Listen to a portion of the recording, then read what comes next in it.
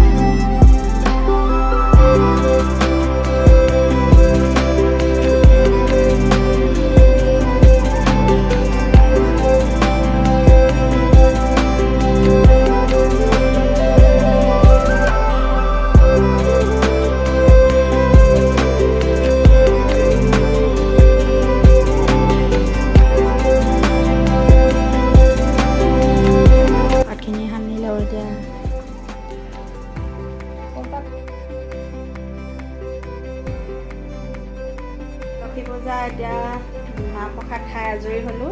এতিয়া আজি গধূলি ৰুটিকে বনাম, ৰুটি আৰু তাৰকাৰ লগতে খাম আৰু আজি দেখুৱাম বাৰু আপোনালোকক কিনো খাওঁ লক্ষী পূজা বুলি।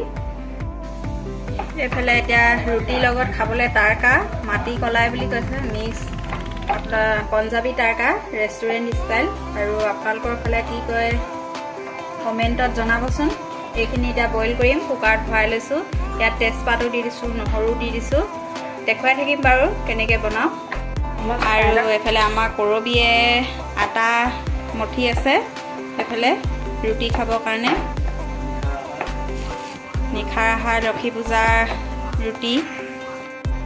এইফালে এতিয়া তাৰকা বনাবৰ কাৰণে পিঁয়াজ কুটি লোৱা হৈছে, বিলাহী সৰু সৰুকৈ কুটি লোৱা হৈছে, লগতে আদা আৰু নহৰু সৰু সৰুকৈ কাটি লোৱা হৈছে, কেঁচা জলকীয়া দুটামান লোৱা হৈছে, সেইফালে শুকান জলকীয়া, লং ইলাচি, ডালচেনি, তেজপাত এইখিনি এতিয়া ইয়াত দিব লাগিব। গোটাই লৈছোঁ কাটি, চাই থাকিব। আৰু এইফালে এতিয়া কেৰাহী প্ৰায় তেল দিছোঁৱেই, গৰম হৈছে। কাটি লোৱা পিঁয়াজখিনি দি দিছোঁ, শুকান জলকীয়া, তেজপাত, লগতে আদা নহৰু অকণমান খুন্দি লোৱা হৈছিলে সেইখিনি দিছোঁ, নিমখ দি দিছোঁ। সোৱাদ অনুযায়ী আপোনালোকে দিব আৰু নিমখ বস্তুখিনি জোখৰ চাই। হালধিও দি দিছোঁ তেলতে।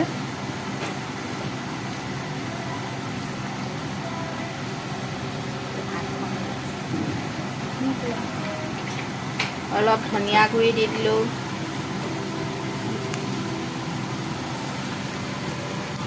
অলপ জিৰা,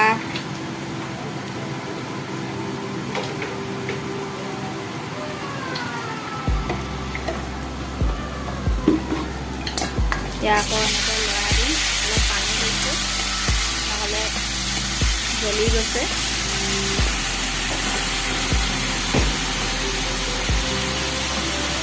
অলপ ৰেড চিলি পাউডাৰ,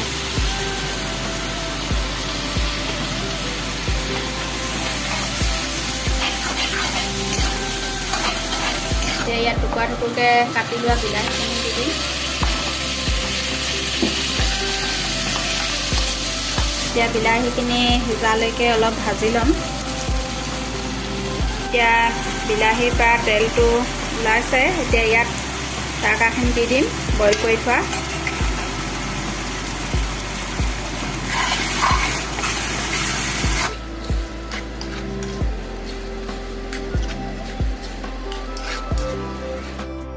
এতিয়া অলপ ইয়াত বাটাৰ দি দিছোঁ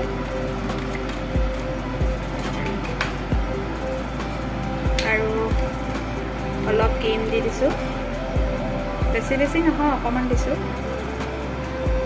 খাই চাব এনেকৈ আপোনালোকে বনাই ৰেষ্টুৰেণ্ট ষ্টাইল হয় এনেকৈ বনাই খালে ৰুটি আৰু তাৰকা যেনেকৈ ৰেষ্টুৰেণ্টত খায় তেনেকৈ ঘৰতো এনেকৈ বনাই খাব পাৰিব এইফালে জিৰা আলু ভাজি বনাইছোঁ ৰুটিৰ লগত খাবলৈ জিৰা লগত আলু ভাজিছোঁ এইফালে এতিয়া জিৰা আলু ভাজি ৰেডি এইফালে তাৰকাও ৰেডি আৰু এতিয়া প্লেটখন সজাই লওঁ আৰু এইফালে ৰুটিও ৰেডি হৈ গ'ল এইফালে ভেন্দি আলু ভাজি এইফালে জিৰা আলু ভাজি এইফালে ঘৰতে বনোৱা নেমু টেঙা আচাৰ আৰু এইফালে তাৰকা এতিয়া মই খাওঁ কেনেকুৱা হৈছে ক'ম বাৰু আপোনালোকক